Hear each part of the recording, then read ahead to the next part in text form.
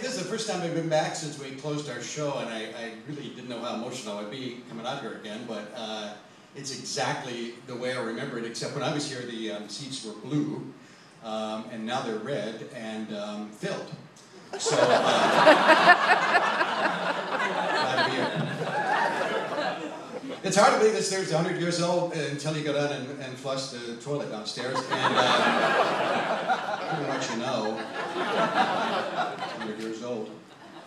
I was so thrown, like every actor that works this stage, once you're here, you never want to leave. And I was a television guy and a comedy club guy, and I really didn't know all the theatrical superstitions and all the things of the theater. So I made myself learn these things so I could be here and not jinx the show. And so I got here, and then I found out when I got to the Helen Hayes, there were a lot of special traditions and rituals that only were here at the Helen Hayes. And I practiced those. I thought some of them were kind of silly and ridiculous, but you know, actors.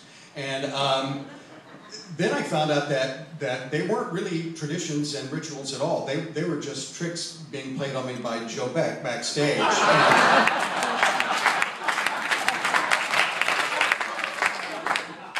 went pretty far with those. Anyway, no one told me about Joe Beck. Now, one night, here's my experience, and it does have a point to this story.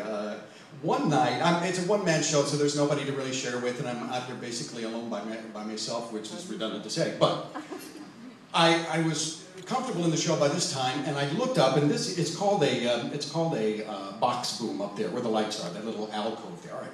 So I looked up there, and I was having a scene where I was pointing there, and I saw the door to that little box boom open, and a lady stick her head in, kind of look around, had white hair with glasses, and I mean, it's not that far away, we were right eye to eye, and she realized there was a show going on, and she quickly, you know, shut the door and went back. And so I thought it was just an usher or something got lost. So backstage, I said, how do you get up to that hallway up there? And they said, well, there's no hallway up there. And I said, well, maybe a hallway, it's probably just catwalks, catwalk's probably what you theater people call it. How do you get that catwalk to get to that door in that little alcove there? And they said, well, there's no door in that alcove up there. And that confused me because I thought, I know what I had seen, and there was nobody else here. Then I realized that the only empirical evidence I had for not having a door back there was Joe Beck. And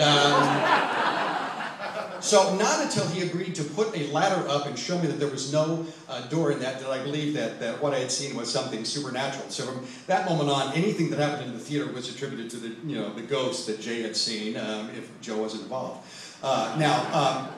It comes to the end of my show, we're having speeches out, and I'm very sad to leave, and I said to everybody there, I said, what I would like to do is just take the ghost with me and put it in my trunk so I'll never forget the Helen Hayes and be on my way. And Susan Meyerberg said that contractually I couldn't take any ghosts away from the Helen Hayes Theatre. And that traditionally you had to leave something like a ghost at the theater, and I didn't bring one. And so my point is this. This is the Helen Hayes Theatre. Helen Hayes, named after the first lady of American theater. It's one of the few theaters that are ever named after a woman. And I think that this theater particularly embodies the feminine artistic of a woman. It's a mother, and all her children are the shows that have been here. And we're all her children. And I just embrace that very much, and I realize I'm not one of her children that was the most popular or the most, wasn't here that long, and you know, certainly not one of her memorable, but certainly one of the most grateful. And like a mother, when you're 100 years old, I don't know what you can give a mother. They're usually used to giving, not taking. So I would just like to say, Susan, I'm sorry, I did take the ghost. I did. Still with me, and whether it's physical or not, it resides in my head for a long, long time. But a theater is just a box, and what's inside is a glove.